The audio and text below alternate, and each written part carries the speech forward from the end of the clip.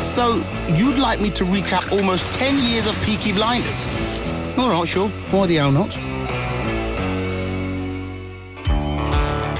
The series begins shortly after World War I on a dark, foreboding back streets of Birmingham. At first glance, it's frankly quite dirty, debauched, and seemingly a lawless place, except for the fact it's unofficially governed by the Shelby family. I'm telling you. A local criminal gang who are calling all the shots and firing them too. The Shelbys have an unspoken reign of respect and can stun a whole road into silence just by walking down it.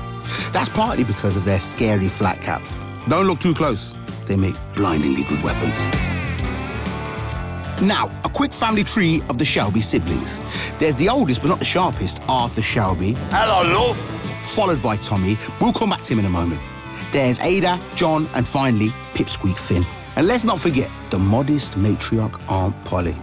They're all important figures, but Tommy is the feared and somewhat revered mastermind behind the family business. You want me to write this down?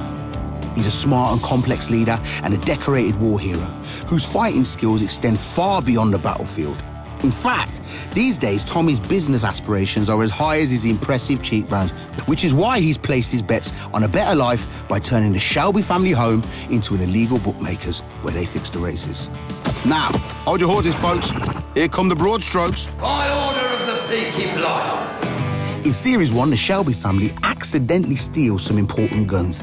But then Winston Churchill sends out his own big guns to find them, in the form of ruthless Inspector Campbell and undercover agent, cum barmaid, Grace, who can pacify even the rowdiest of regulars by singing some sad songs. And it's not just the boozers who are woozy with admiration, oh no. Both Tommy and Inspector Campbell fall head over heels for Grace. I'll break your heart. Already broken. Tommy takes her to the races, makes her his secretary, and inadvertently gives her access to loads of juicy intel. What does that mean? Campbell goes all mean and threatening about the guns and gets Arthur beaten up until Tommy makes an ultimatum about potentially returning them. I will let you know where to find the guns. You'll be a hero. Now, Tommy's sister Ada falls pregnant with communist Freddie Thorne, which is complicated because no one seems to like the communists, but they get married, and it's kind of okay. Meanwhile, the Peaky Blinders have fallen out with a rival Romany group called the Lees, all because they laughed at them.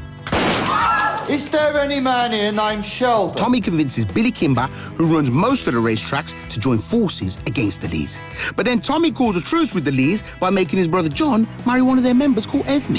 I now pronounce you man and wife. The families unite against Billy Kimber, and there's a lot of backstabbing, and front stabbing for that matter.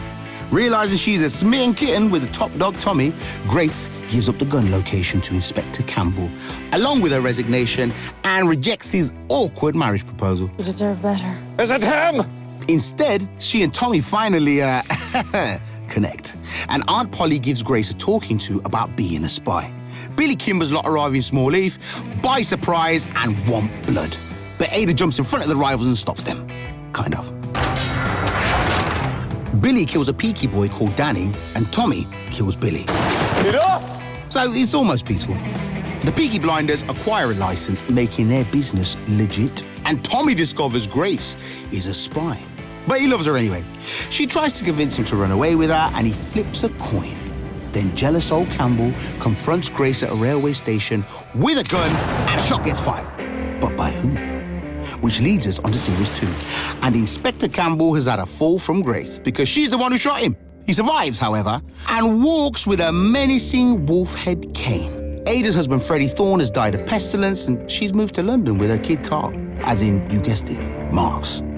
Tommy is begrudgingly hired by the IRA to assassinate someone, which he does. The Shelbys decide to expand their bookie business, and the Peaky Boys go on a violent frenzy to Italian gangster Darby Sabini's club in London. Sabini's men beat Tommy in retaliation till he's almost a goner, but then Campbell saves him to make him work for Churchill instead.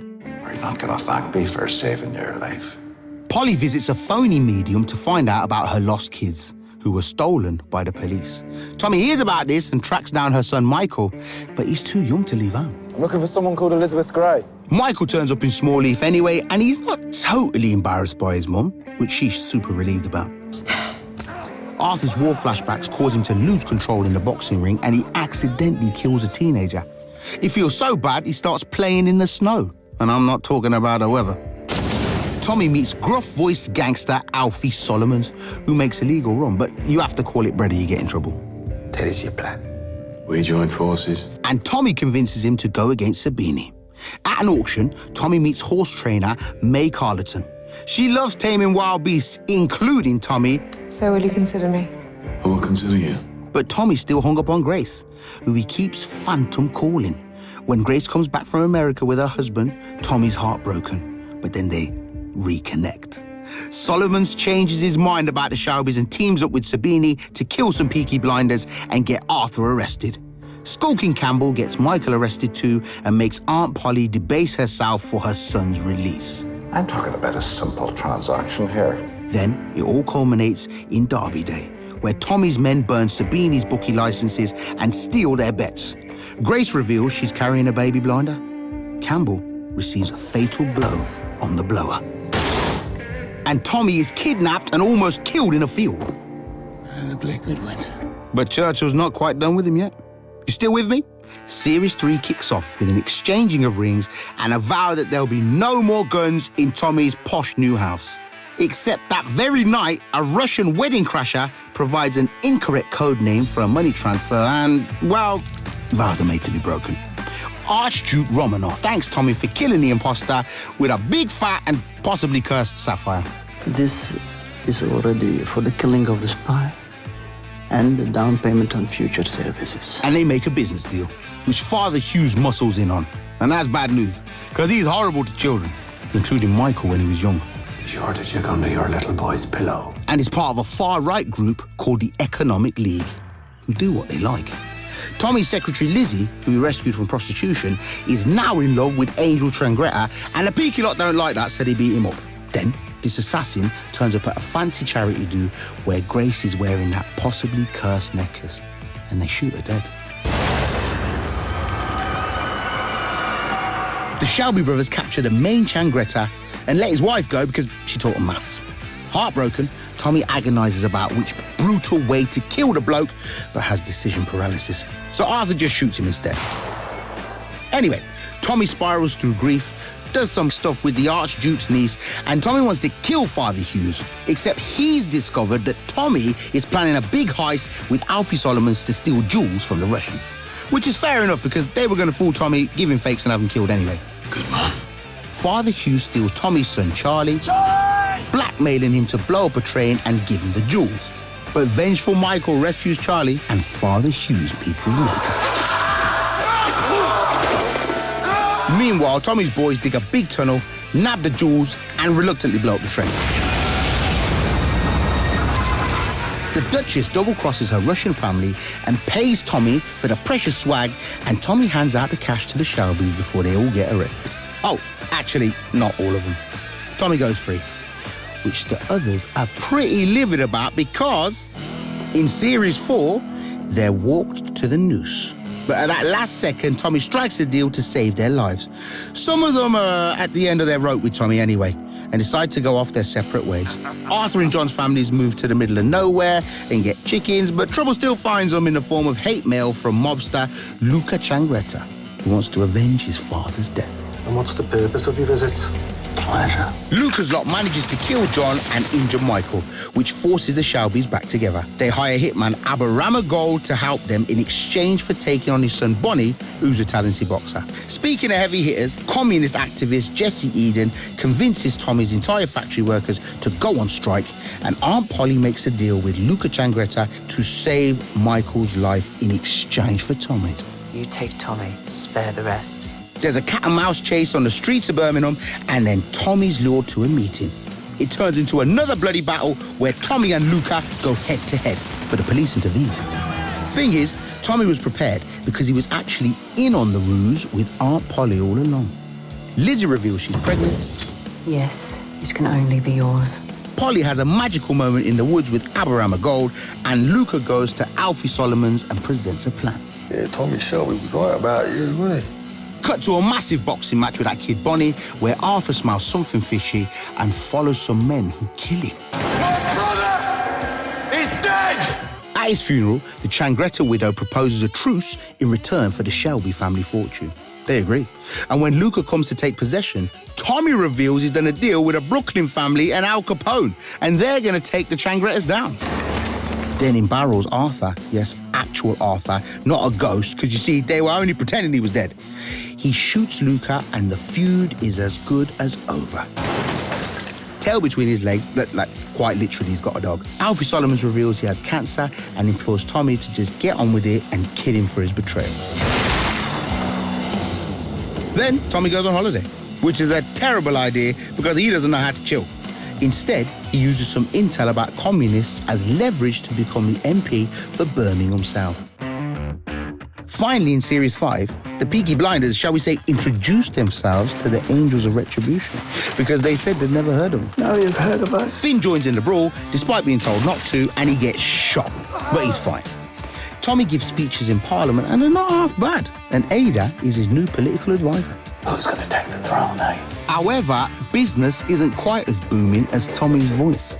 Wall Street has crashed and the Shelby enterprise in America is in dire straits, having been mismanaged by Michael, who's got his nose in other business. Michael returns to Birmingham with his new lover Gina and is greeted by a furious Tommy who's become wary of him. I want you to pay me back what you owe me. Arthur's principled and despairing wife Linda finally runs out of patience and leaves him, making a nice new man friend who Arthur then disfigures. Tommy gets ambushed by a trap in his own backyard, set by a Scottish gang called the Billy Boys. These gentlemen are the Billy Boys. Who then murder Aberama's son and put him on a cross. Aberama's ready to crucify the head of the gang, Jimmy McCavan, in return, but Tommy delays him, offering Polly's hand in marriage as a sweetener. The thing is, this questionable MP called Oswald Mosley has coerced Tommy into joining his new venture called the British Union of Fascists. And Tommy's going along with it, but only so he can infiltrate the party and destroy it. Tommy calls a truce with Jimmy McCavan because he's connected to Mosley, and he involves him in an opium deal. It is the purest opium that has ever arrived in Europe. Speaking of opium, Tommy's having all these hallucinations about Grace, his deceased wife, and he's sort of unraveling and convinced he's going to get betrayed. On Lizzie's birthday, there's a production of Swan Lake in a tent, which Mosley attends. And just as the Swan is about to snuff it, Linda swoops in to shoot an anguished Arthur for blinding her man friend. But Polly shoots her instead. Then they save her on a table. Tommy tries to deliver information about Mosley to Army Intelligence Officer Ben Younger, but Section D blow him up. Which is a shame, because he was Ada's baby daddy. Anyway, Michael proposes a restructuring where he overthrows King Tommy, and obviously Tommy doesn't go for it. At least read it with an open mind. But Michael's determined to forge a new path, come what may, causing his mum Polly to resign from the business. And remember Alfie Solomons? Well, he's not dead after all. He's just watching boats in Margate and begrudgingly agrees to help Tommy assassinate Mosley at a rally. But everything backfires, meaning the rally's a roaring success for Mosley and a bloodbath for Aberama and the Peaky Blinders. Things are finally caught up with tormented Tommy, who's running in a misty field, screaming with a gun to his head. But will he pull the trigger? Oh, you're gonna find out in Series 6, which starts with a bang.